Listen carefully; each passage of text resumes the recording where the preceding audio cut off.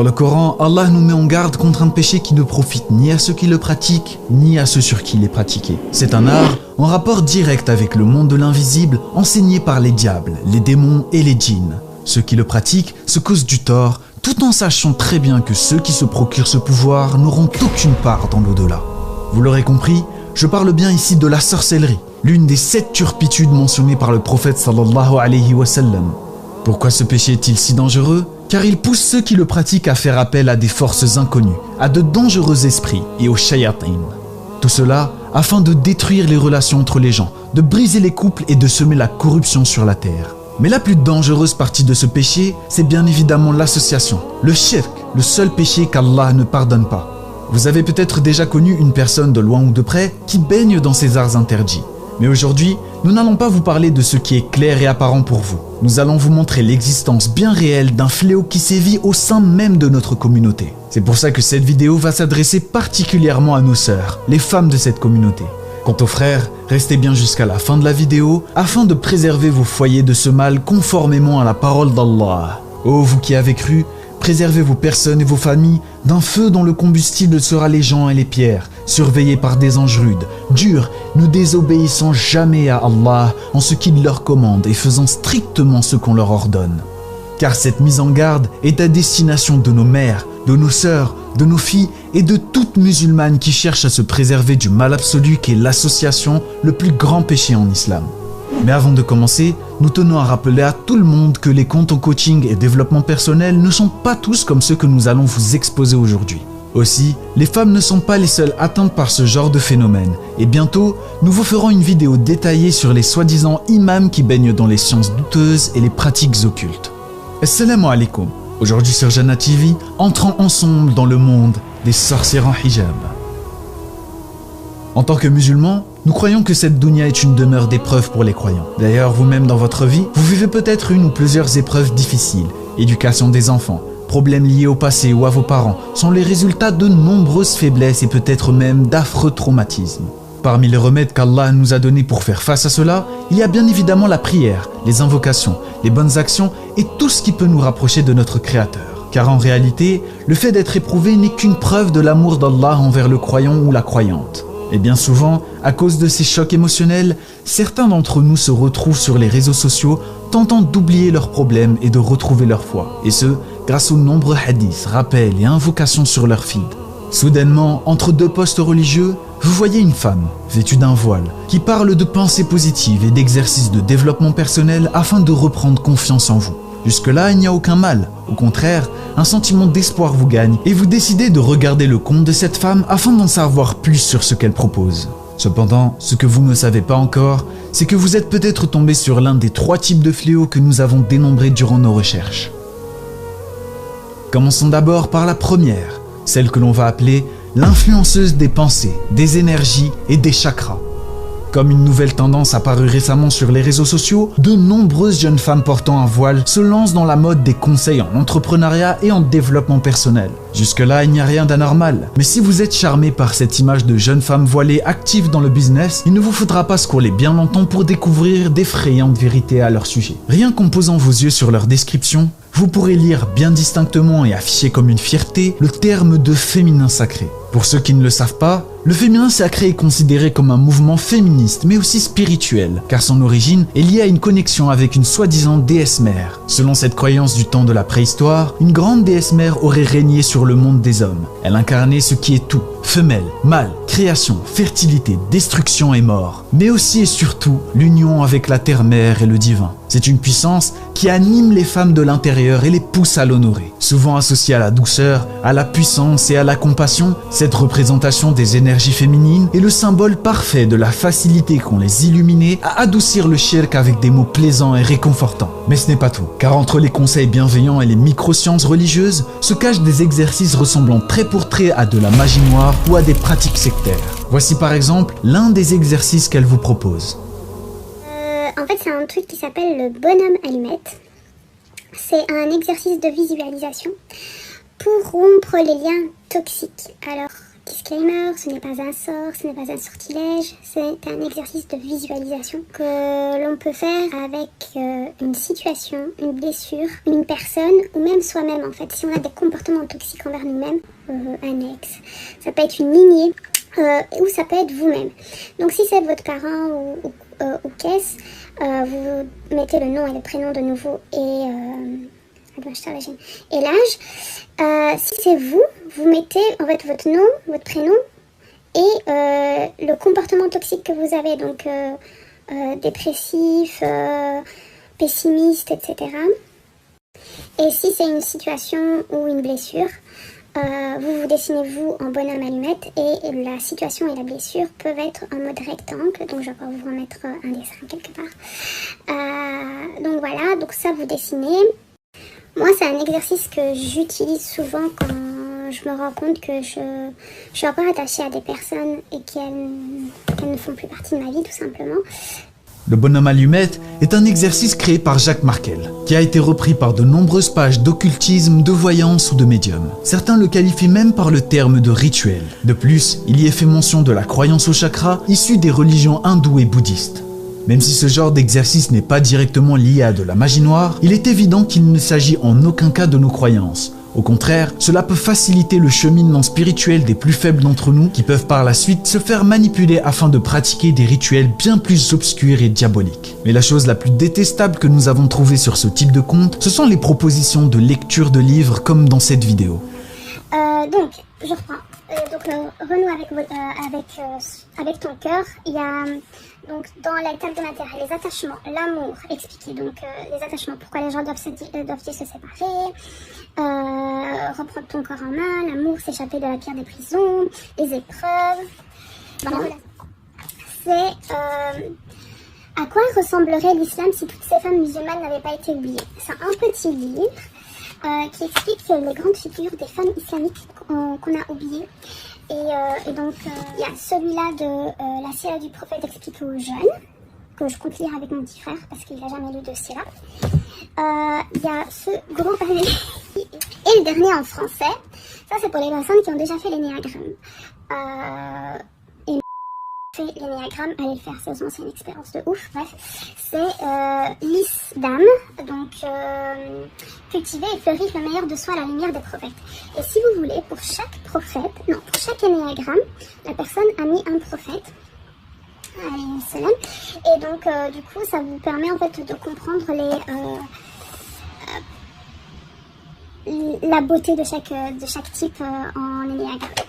Cette vidéo illustre parfaitement la méthode qu'utilisent ces personnes afin de nous pousser à basculer avec eux dans les sciences occultes sans fondement scientifique. Pour ceux qui ne le savent pas, l'énéagramme est mentionné par la mission interministérielle de vigilance et de lutte contre les dérives sectaires dans sa liste de pratiques excluantes de la médecine traditionnelle à risque de dérives sectaristes dangereuses pour un individu. Et ce n'est pas la seule chose partagée par ce compte. Dans cette story par exemple, elle propose carrément un podcast appelé Médecine paysanne et sorcellerie, tout en nous expliquant tranquillement que la médecine actuelle n'arrive pas à expliquer ces rituels. Et je ne vous parle même pas de la mention juste en dessous. Prenez des pincettes s'il vous plaît. Cette phrase résume bien la direction de ce genre de conte. D'abord, il nous partage plein de croyances extérieures et de sciences occultes, tout en se cachant ensuite sous l'aspect de l'islam, du coaching et de l'entrepreneuriat. Et en parlant de coaching, passons maintenant au deuxième fléau, celui des arnaqueuses constellationnistes. Nous sommes ici sur un tout autre niveau de vice, car l'intention de ces personnes est claire. C'est l'argent, l'une des plus grandes fitnas de notre communauté. Ici, les victimes sont choisies selon un seul critère, la faiblesse de l'esprit face aux épreuves. Si vous vous confiez une seule et unique fois à ces personnes,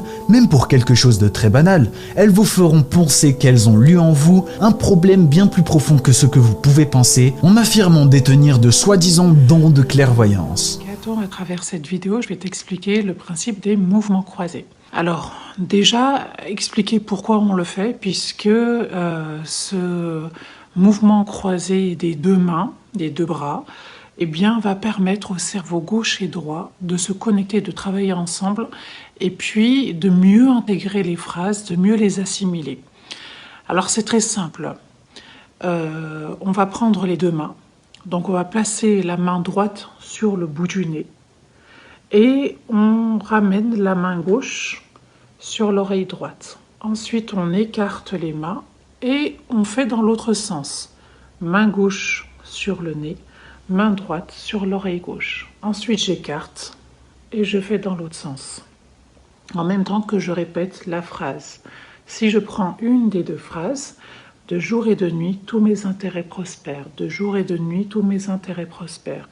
De jour et de nuit, tous mes intérêts prospèrent. J'alterne en même temps les phrases. Les problèmes ciblés sont les mêmes à chaque fois. L'abandon, la peur de ne pas trouver l'amour, la recherche du bonheur intérieur ou encore sa mission de vie. Sur le papier, cela peut paraître être une bonne chose, mais détrompez-vous. Leur but véritable est de vous faire participer à un maximum de séminaires et ce à tout prix. Cela afin de vous apporter une soi-disant guérison à votre mal. Mais ceci n'est que la phase émergente de l'iceberg. En islam, si un musulman désire quelque chose du plus profond de son cœur, il le demande à Allah afin de savoir s'il s'agit d'un bien pour lui ou d'un mal qui peut lui être évité. Dans notre religion, on se satisfait de la décision de notre Créateur en ayant la certitude que cela est la meilleure chose pour nous. Seul Allah détient le pouvoir de nous octroyer une chose ou non, qu'il s'agisse d'une guérison ou d'un plaisir, et c'est ce que les musulmans doivent toujours garder à l'esprit. Mais dans la plupart de leurs conseils, il est quasi tout le temps fait mention de la loi de l'attraction, une loi sans preuve dite universelle qui relie la conscience au résultat. En d'autres termes, cela consiste à croire qu'il y a un lien direct entre nos pensées et la réalité. Plus vous pensez qu'une chose va se produire, et plus cela deviendra vrai. Ce sur quoi vous choisissez de vous concentrer finit par devenir la réalité. Religieusement, le problème avec cette loi est de remettre l'entièreté du résultat entre les mains du penseur. Mais comme nous l'a enseigné notre noble prophète sallallahu alayhi wa sallam, observe les prescriptions d'Allah, il te protégera. Observe les prescriptions d'Allah, tu le trouveras toujours avec toi. Si tu dois demander, demande à Allah. Et si tu demandes de l'aide, demande-la à Allah. Et sache que si la communauté entière se rassemblait pour te faire bénéficier d'un bien, elle ne te ferait bénéficier que de ce qu'Allah t'a destiné. Et si elle se rassemblait pour te causer un tort, elle ne te causerait que le tort qu'Allah t'a destiné. Les plumes ont cessé d'écrire et l'encre des pages a séché. Cette loi peut être donc dangereuse pour le croyant ou la croyante qui peut finir par octroyer le résultat à ses pensées, ce qui les éloignerait fortement d'Allah et les pousserait à commettre l'association mineure car seul Allah a le pouvoir sur toute chose et sur l'avenir. Et dans d'autres programmes, on peut aussi retrouver de l'hypnose ou encore l'exercice de la constellation familiale, une pratique dérangeante consistant à choisir des personnes dans une salle qui représentent vos proches ou en tout cas les gens que vous leur demandez d'incarner. Au bout d'un certain temps, ces gens se mettent à avoir la gestuelle et les mimiques des personnes que vous leur avez attribuées, avant de finir par en adopter la voix, le vocabulaire et l'éthique sans les avoir jamais connus. Et pour en revenir à nos conférences sorcières, elles ne possèdent aucun diplôme en neurosciences et ne peuvent vous proposer que de simples méthodes de médecine non conventionnelles. Vous faire tourner en rond pour vous soutirer plus d'argent, voici ce que la plupart des personnes ayant participé à ces séminaires pensent de ce genre de pratique. Et les conséquences désastreuses sont nombreuses. De nombreux témoignages affirment que des sœurs ont laissé leur mari avec des enfants de bas âge, et ce, afin de réaliser leur soi-disant mission de vie en hijra dans un autre pays sous la forme de l'ouverture d'un business. Séparation, divorce et abandon, voici les résultats que peuvent entraîner le fait de trop croire en ce genre de paroles. Même s'il ne peut s'agir que de quelques cas extrêmes, ils témoignent bien de la maladresse avec laquelle sont conçus ces programmes et du manque total de considération sur la situation familiale des individus venant consulter. Fuir vos problèmes plutôt que de s'acharner à régler vos conflits, voici ce que vous proposent ces séminaires sans aucun véritable intérêt. Alors qu'en islam, on nous apprend de la bouche de Omar ibn Khattab radiyallahu anhu qui dit à un homme songeant à divorcer son épouse: « Pourquoi veux-tu la répudier ?» L'homme dit ensuite: « Je ne l'aime pas. » Omar répondit alors: « Les foyers sont-ils tous bâtis sur l'amour? Que fais-tu de veiller à ce dont nous sommes responsables et de préserver leur réputation ?» Oui, notre religion nous apprend à faire attention aux nôtres et à nos responsabilités, à trouver une solution plutôt que des excuses et à suivre le chemin de la paix et de la bonne entente. Cela me rappelle que la plupart de ces conférencières n'ont eu aucun suivi en sciences religieuses avant d'entamer leur carrière. Au contraire, si vous leur posez une question concernant leurs connaissances en sciences islamiques, la plupart vont être franches en vous disant que non, elles n'en ont aucun, mais elles vont par la suite vous mettre dans une position de doute et de remise en question, comme dans la vidéo qui va suivre. Alaykoum salam wa rahmatullahi ta'ala wa barakatuh, ma sœur. Alors je vois que tu m'as relancé. Excuse-moi parce que j'ai beaucoup de messages à chaque fois et donc je réponds au plus urgent. Donc là ta question c'est quel est mon cursus religieux. Alors ma sœur, je vais te bousculer parce que faut-il avoir un cursus religieux pour pouvoir aller vers le Coran, pour pouvoir s'intéresser à sa religion ou pas? Moi, c'est une question. Est-ce que c'est un ordre coranique d'appartenir à un cursus religieux, d'intégrer une école coranique ou une école de sciences religieuses ou pas? C'est une question que je te pose. Alors, pour maintenant, là, ça c'est parce que je voulais un petit peu te faire réfléchir sur ta question, qui est très pertinente. Et j'aime beaucoup ce genre de questions parce que tu vois, on a été formaté de façon à ce que on doit passer par une certaine trame, des institutions pour pouvoir être validé dans ce que l'on pense, dans ce que l'on va exprimer comme point de vue sur le plan religieux. Or, si tu étudies le Coran, et là, on n'a pas besoin d'avoir un diplôme pour étudier le Coran, parce qu'il a été fait en sorte que ce livre a été créé, de sorte que le cerveau humain le comprenne, de sorte que l'inconscient et le subconscient humain le comprennent, même s'il ne comprend même pas la langue. Sache que c'est un livre tellement puissant quand tu arrives à enlever toutes ces couches qui t'empêchent d'aller vers ce livre, alhamdoulilah, ce livre te parle. Et tu sais le lire, pas lire déchiffré, pas lire, apprendre l'interprétation. Tu arrives à lire au-delà entre les lignes, tu arrives à lire à un autre niveau. Tu comprends? Et qu'est-ce que ce livre? À quoi ce livre nous invite? À quoi Allah Ta'ala, à travers ce livre, nous invite? Eh bien, il nous invite à la réflexion. C'est un livre d'éveil. C'est un livre de réflexion. Dieu nous le dit dans le Coran. Afala tandurun. N'avez-vous pas vu? Afala taqilun. N'avez-vous pas observé? Ne réfléchissez-vous pas? C'est un livre où Dieu nous pose des questions. C'est pas une encyclopédie. Ce n'est pas une école au sens une institution où on va te délivrer un diplôme après pour te dire c'est bon, toi tu peux comprendre le Coran, toi tu peux, voilà. Si on attend l'autorisation, le idn d'un être humain, parce que là on parle de idn, d'un être humain qui te valide, c'est bon, toi, le Coran tu l'as compris, tu peux en parler, on est dans le shirk, ma sœur. Alors sache que cursus, qu'est-ce que ça veut dire déjà pour toi? J'imagine que tu parles d'institution, que tu parles d'école, j'imagine que tu attends des titres, j'imagine que tu attends des diplômes, j'imagine que tu attends des noms de shir, de shoyour, tu attends certainement ça. Des choses qui appartiennent à la forme, qui appartiennent à des perceptions humaines. Je n'ai été étudiée auprès d'aucun shir. J'ai été étudiée par-ci, par-là. Je me suis beaucoup questionnée. C'est un livre qui m'a beaucoup interpellée, oui. J'ai une approche très particulière, très singulière. Très, très singulière. Walillahi alhamd. Voilà. Il y a des versets qui me parlent. Il y a des versets qui me parlent. Il y a des versets qui... Je veux les vivre. Et je veux les intégrer. Lorsque Dieu nous dit « Laqad karamna bani Adam ». Quand Dieu nous dit « Laqad karamna bani Adam », il a dit qu'il a honoré tout enfant d'Adam. Qu'il l'a comblé, cet enfant d'Adam. De quoi?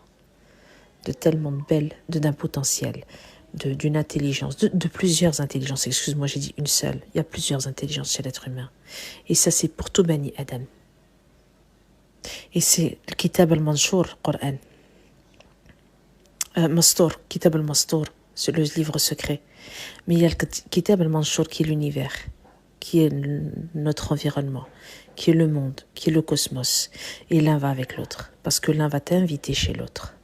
Et c'est ça en fait. Alors j'ai pas suivi forcément de cursus, une école bien précise, un imam bien précis, un cheikh bien précis.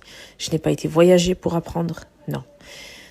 C'était il y avait de la lecture, beaucoup de lecture au début, beaucoup de lecture, beaucoup de vidéos. Mais l'essentiel de ce que je dis vient de ma réflexion, vraiment. Et de ce besoin de sortir de ce formatage, surtout. Voilà.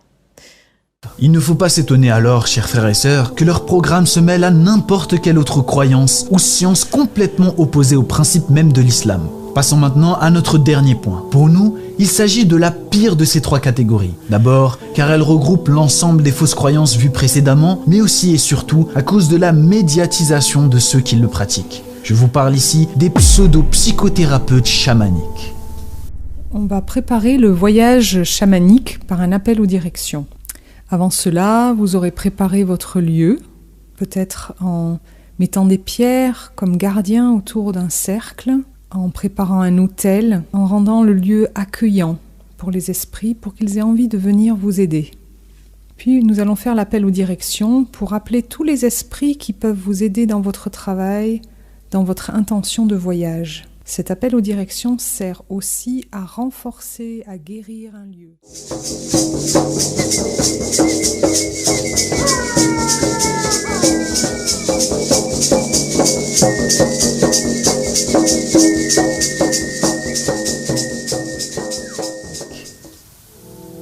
Les anges de Salomon, chamanisme celtique, la loi de l'attraction, le manuel des chamans, il y a un enfer, le diable et le karma, ou encore l'oracle du chaman mystique, sont tous autant de livres vers lesquels s'oriente leur philosophie et autour desquels ces personnes préparent leur thérapie. Et comme vous l'avez entendu dans cet extrait, l'association et la sorcellerie est une évidence frappante qu'elles ne prennent même plus la peine de cacher. La lithothérapie est une pratique pseudo-scientifique de médecine non conventionnelle basée sur le pouvoir qu'auraient certains cristaux en entrant en contact avec l'être humain. Dans cet audio, la chamane vous pousse carrément à prendre une pierre comme gardien ou à ériger un autel afin d'accueillir des forces inconnues pour solliciter leurs aides. Dans des cas plus légers, elle pousse les femmes à porter des colliers de pierre au niveau des chakras pour faire circuler les énergies et être protégées à la manière d'un talisman ou d'une amulette. Ces personnes sont des illuminés qui vous mélangent les fausses croyances et l'islam. Cette photo par exemple en est une preuve parfaite. Les sœurs ayant suivi ces chamans de plus près ont été invitées à faire des randonnées de sylvothérapie, une pratique ancestrale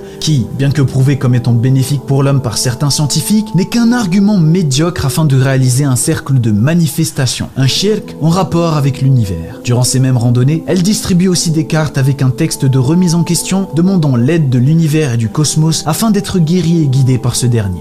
Il y a aussi d'autres témoignages de bains en rivière similaires au wudu, réalisés avec des tambours chamaniques pour appeler les esprits afin qu'ils mettent leurs énergies au service des sœurs qui réalisent ces rituels. Ce genre de pratique constitue un véritable blasphème salissant nos rites islamiques de purification rituelle. Et si j'utilise le terme de sœur, c'est parce que la plupart des victimes de ces sorcières pensent être dans un rite religieux islamique sans comprendre que ces pratiques sont l'opposé total de notre belle religion. Dans notre foi, seul Allah peut nous aider à sortir de nos problèmes. Il est le seul à avoir la capacité, la science et le pouvoir de nous guider. Le Coran comprend de nombreux passages où les gens ont été éprouvés au point de ne plus savoir quand viendrait la salvation d'Allah. Mais comme nous montrent les exemples de la mère de Moussa alayhi salam ou du prophète Daoud alayhi salam, seul Allah peut nous sortir d'une calamité qui nous afflige aussi bien intérieure qu'extérieure. Et Dieu ne rompt jamais ses promesses.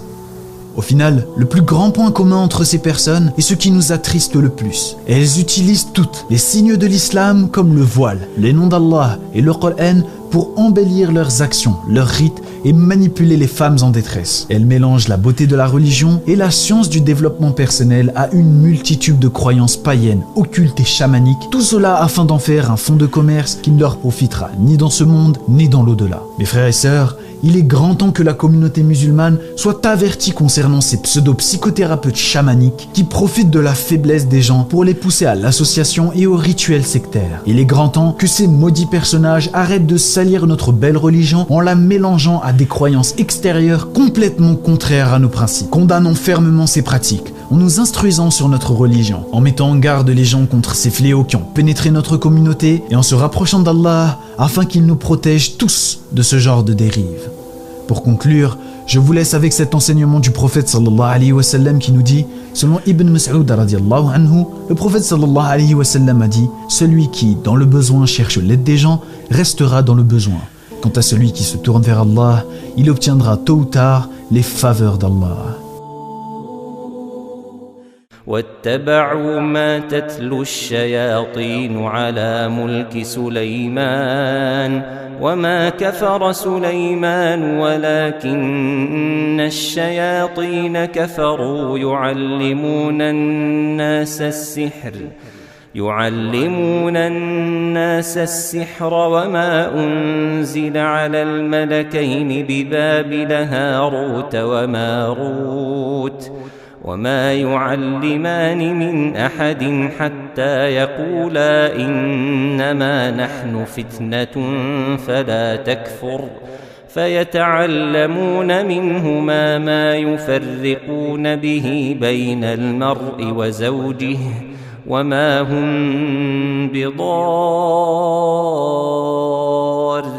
به من أحد إلا بإذن الله ويتعلمون ما يضرهم ولا ينفعهم ولقد علموا لمن اشتراه ما له في الآخرة من خلاق ولبئس ما شروا به أنفسهم لو كانوا يعلمون ولو أنهم آمنوا واتقوا لمثوبة من عند الله خير لو كانوا يعلمون